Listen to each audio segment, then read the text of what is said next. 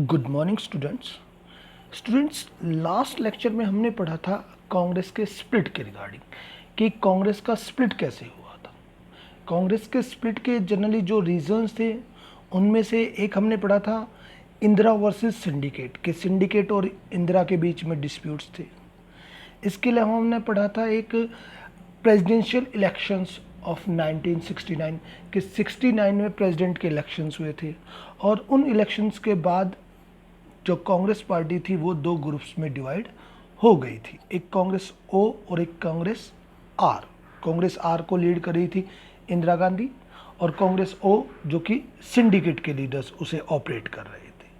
ठीक है, इसके अलावा हमने पढ़ा था कि उनके बीच में जो इंदिरा गांधी ने पॉलिसीज बनाई थी, nationalization of banks, abolition of privy purse, land reforms, इनके रिगार्डिंग भी जो सिंडिकेट और जो इंदिरा थी उनके बीच में डिस्प्यूट्स थी कि वो भी एक रीज़न बना था जिसकी वजह से कि कांग्रेस का स्प्लिट हुआ था। ओके, तो आज हम ऐसी एक पॉलिसी के बारे में बात करेंगे कि जिसके चलते हुए कि इंदिरा और सिंडिकेट के बीच में डिफरेंसेस हुए थे, वो था एबोलिशन ऑफ प्रिवी पर्स। तो एबोलिशन ऑफ प्रिवी पर्स के रिगार्डिंग हम डिस्कस करेंगे। ओके स्टूडेंट्स, तो ये इमेज देखिए, इसमें तो जनरली वो दिखाया हुआ है कि प्रेसिडेंशियल इलेक्शंस के रिगार्डिंग कि जिसमें वीवी गिरी जीत गए थे और जो एन संजीवा रेड्डी थी वो चुनाव हार गए थे। अब ये है एबोलिशन ऑफ प्रिवी पर्स कि इस पॉलिसी के रिगार्डिंग भी सिंडिकेट और कांग्रेस के बीच में कुछ डिस्प्यूट्स थे। देखिए, in chapter 1 you have read about the integration of princely states. देखिए, फर्स्ट चैप्टर में हमने पढ़ा था इंटीग्रेशन ऑफ प्रिंसली स्टेट्स कि जो प्रिंसली स्टेट्स थे उन्हें भारत में शामिल किया गया था, क्योंकि जब वो इंडिया इंडिपेंडेंट हुआ तो प्रिंसली स्टेट्स को ये अधिकार दिया गया था कि whether they can join Pakistan, whether they can join India और दे कैन बी इंडिपेंडेंट, कि तीनों में से कोई भी हो सकते। तब सरदार पटेल ने उन्हें भारत के साथ मिलाया था और उनके साथ जो एक्सेशन का जो एग्रीमेंट साइन हुआ था, इंस्ट्रूमेंट ऑफ एक्सेशन, उनके बीच में इनको कुछ अधिकार दिए गए थे, तब इन्होंने भारत में शामिल होना स्वीकार किया था। अब जो इनको कुछ स्पेशल राइट्स दिए गए थे उन्हीं को ही प्रिवी पर्स बोला जाता था।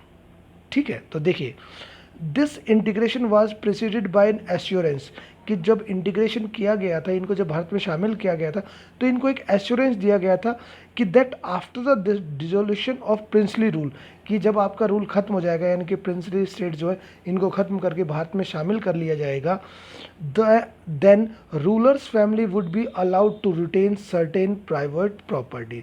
तब जो रूलर्स है, जो उस समय वहाँ के राजा महाराजा थे, उनकी फैमिली को ये अधिकार दिया जाएगा कि वो अपने पास कुछ प्राइवेट प्रॉपर्टी को रख सकते हैं। And given A grant in heredity और गवर्नमेंट अलाउंस, और गवर्नमेंट जो है उनकी जो आगे वो आएगी जनरेशन आएगी उनको अलाउंसेस देती रहेगी। ठीक है, कि सरकार अपनी तरफ से जस्ट लाइक ए पेंशन उनको प्रोवाइड करती रहेगी। Measured on the basis of the extent revenue and potential of the merging state. अब इसके बदले में क्या था कि उनका रेवेन्यू था और जो वहाँ पर मर्जिंग स्टेट में पोटेंशियल वगैरह था वो सभी उन पर इंडियन गवर्नमेंट का कंट्रोल रहेगा। This grant was called the privy purse. तो इसी जो इनके बीच में जो इनको सहायता दी जा रही थी उसको प्रिवी पर्स बोला गया था, जो इनको कुछ अधिकार दिए गए थे कि ये प्राइवेट प्रॉपर्टी कुछ अलाउ की गई थी इनके। इसके अलावा इनकी जो आगे जनरेशन आएगी उनको कुछ गवर्नमेंट अलाउंसेस वगैरह प्रोवाइड करेगी। At the time of accession there was little criticism of this privileges since integration and consolidation was the primary aim. अब जब इनको भारत में शामिल किया गया था तो जो इनको स्पेशल कुछ राइट्स दिए गए थे, प्रिविलेज, इसको लेकर पार्टी के अंदर थोड़ा सा क्रिटिसिज्म था कि काफ़ी लोगों ने इसको अपोज किया था। लेकिन उस समय भारत का मेन एम था कि किसी भी तरह से जो स्टेट्स हैं, ये जो प्रिंसली स्टेट्स हैं, इन्हें भारत में शामिल किया जाए। तो उस समय इनकी तरफ इतना ज़्यादा ध्यान नहीं दिया गया। Yet hereditary privileges were not consonant with the principles of equality and social and economic justice laid down in the Constitution of India. अब इनको जो प्रिविलेज दिए गए थे, जो प्रिंसली जो स्टेट्स थे, इनको जो किंग्स को जो प्रिविलेज दिए गए थे, वो जो हमारे कॉन्स्टिट्यूशन में लिखा गया है ना कि इक्वलिटी का और सोशो इकोनॉमिक जस्टिस के रिगार्ड, उसके अगेंस्ट जाता है। ठीक है, कि भाई आप कुछ को तो ज़्यादा बेनिफिट दे रहे हो, कुछ को बेनिफिट नहीं मिल रहा, तो ये एक इक्वलिटी के अगेंस्ट था हमारे कॉन्स्टिट्यूशन में। Nehru had express his dissatisfaction over the matter time and again. अब नेहरू जो थे वो भी इस चीज़ के खिलाफ थे कि भाई इनको जो प्रिविलेज हम दे रहे हैं वो सही नहीं है, वो हमारे कॉन्स्टिट्यूशन के खिलाफ है, तो नेहरू जी ने भी इसको अपोज किया था।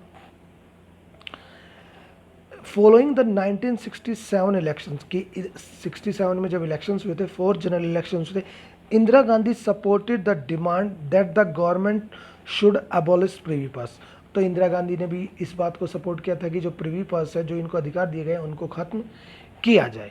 और मोरारजी देसाई जो उस समय थे, हावर कोल्ड द मूव मोरली रोंग, लेकिन मोरारजी देसाई ने इसे गलत बताया कि नैतिक रूप से ये गलत है और आप जो प्रिंसेस हैं उनके साथ आप धोखा कर रहे हैं, कि आपने जब कुछ कहा था अब आप अपनी पॉलिसीज़ को चेंज कर रहे हैं। तब इंदिरा गांधी ने इसको वो करने की कोशिश की कि प्रिवी पास को ख़त्म करने की कोशिश की। The government trying to bring a constitutional amendment in 1970, कि 1970 में इंदिरा गांधी ने कोशिश की कि भाई कॉन्स्टिट्यूशन में अमेंड किया जाए और प्रिवी पर्स को ख़त्म किया जाए। तो इंदिरा गांधी ने 1970 में कॉन्स्टिट्यूशनल अमेंडमेंट करने की कोशिश की, but it was not passed in Rajya Sabha, लेकिन राज्यसभा में ये पास नहीं हो पाया। कि लोकसभा में तो उन्होंने पास करा लिया, लेकिन राज्यसभा में मेजोरिटी ना होने के बेस पर उसको पास नहीं कराया इसका। It then issued an ordinance which was stuck down by the supreme court, फिर एक ऑर्डिनेंस इशू किया जिसको कि सुप्रीम कोर्ट ने रोक लगा दी, जिसकी वजह से कि ये उस समय अमेंडमेंट नहीं हुआ। Indira Gandhi made this into a major election issue in 1971, और 1971 के जब इलेक्शंस हुए तो इंदिरा गांधी ने इसे एक मेजर इशू बनाया उस समय, कि भाई इलेक्शंस के समय कि भाई हम प्रीवी पास को अगर हमारी सरकार आती है तो हम प्रीवी पास को ख़त्म कर देंगे, ठीक है। तो उस समय एक मेजर इशू बना और जिसकी वजह से कि उन्हें काफ़ी ज़्यादा पब्लिक सपोर्ट भी मिला। Following it's massive victory in 1971 election, और 1971 में इलेक्शंस में जीतने के बाद the constitution was amended, constitution को अमेंड किया गया, और जो लीगल ऑब्स्टिकल्स थे, जो उसमें प्रीवी पास को हटाने में कुछ जो लीगल कानूनी जो दिक्कतें थी जिनके ऊपर कि सुप्रीम कोर्ट उस पर रोक लगा सकता था, उन ऑब्स्टिकल्स को ख़त्म किया गया और फिर इस तरह से प्रीवी पास को ख़त्म कर दिया गया, ठीक है। तो ये जनरली 1971 के इलेक्शंस के बाद इसको ख़त्म किया गया था प्रीवी पास को, ओके।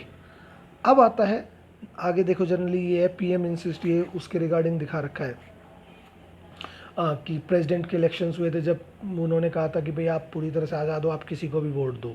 तो ये देखो कांग्रेस स्प्लिट्स, कांग्रेस का स्प्लिट के बारे में दिखा रखा है यहाँ पर, ठीक है। यहाँ पर ये देखिए इमेज में कि ये तो जो पीछे हैं वो सिंडिकेट लीडर्स हैं और आगे जो है इंदिरा गांधी, कि इंदिरा गांधी अलग से। देखो, we had like to remind you Bapu's wish was to see the Congress dissolve, कि हम आपको दिखा रहे हैं कि बापू जी की वो विश थी कि कांग्रेस को डिजोल्व कर दिया जाए, ठीक है। अब इसके बाद आता है 1971 elections and restoration of Congress. अब एक चीज़ का ध्यान रखना कि 1969 में कांग्रेस स्प्लिट हो गई थी, ठीक है। कांग्रेस स्प्लिट हो गई थी और जो सिंडिकेट मेंबर्स थे उन्होंने इंदिरा गांधी को सब छोड़ दिया था, यानी कि जो उसके मेंबर्स थे वो अलग हो गए थे और इंदिरा गांधी की सरकार उस समय माइनॉरिटी में आ गई थी, कि इंदिरा गांधी के पास उस समय 210 एमपीज़ थे और माइनॉरिटी में थी। अब सरकार चलाने के लिए सीपीआई ने उन्हें सपोर्ट किया, सीपीआई ने इंदिरा गांधी को सपोर्ट किया और उसके सपोर्ट के बेस पर इंदिरा गांधी ने सरकार चलाई थी। यानी कि ये पहली बार था कि इंडियन हिस्ट्री में कि पहली बार एक इंदिरा गांधी एक माइनॉरिटी गवर्नमेंट को चला रही है, ठीक है। तो ये था। अब उसके बाद इंदिरा गांधी ने 1971 में वो अपना सपोर्ट उसने हट गई उससे और इलेक्शंस कंडक्ट करा दिए, यानी कि उन्होंने उनको डिसॉल्व करके पार्लियामेंट को डिसॉल्व करके फ्रेश इलेक्शंस डिक्लेयर करा दिए, जो कि 1971 में हुए थे, ठीक है। तो 1971 के रिगार्डिंग देखिए, the split in the Congress reduce Indira Gandhi government to a minority, कि कांग्रेस में स्प्लिट होने से क्या हुआ, इंदिरा गांधी की गवर्नमेंट माइनॉरिटी में आ गई. Yet her government continued in office with the issue based support a few other parties including the CPI and DMK. तो उस समय CPI, DMK और इसके अलावा कुछ और पार्टी थी जिनके सपोर्ट से कि इंदिरा की गवर्नमेंट कंटिन्यू रही. During this period the government made consistent attempt to project its socialist credentials, की इस समय गवर्नमेंट ने काफ़ी कोशिश की कि भाई जो सोशलिस्ट क्रेडेंशियल्स हैं, प्रोजेक्ट्स वगैरह, उन पर एक आप कह सकते हो कि वो उनको इकट्ठा किया जाए. This was also a face when Indira Gandhi vigorously campaigned for implementing the existing land reform laws and undertook further land sealing legislation. और इसी समय में इंदिरा गांधी ने क्या किया कि जो लैंड रिफॉर्म की उन्होंने पॉलिसीज़ बनाई थी उनको लागू करने की कोशिश की, और जो लैंड सीलिंग के रिगार्डिंग जो कानून बनाया था उसको कंट्रोल करना शुरू किया.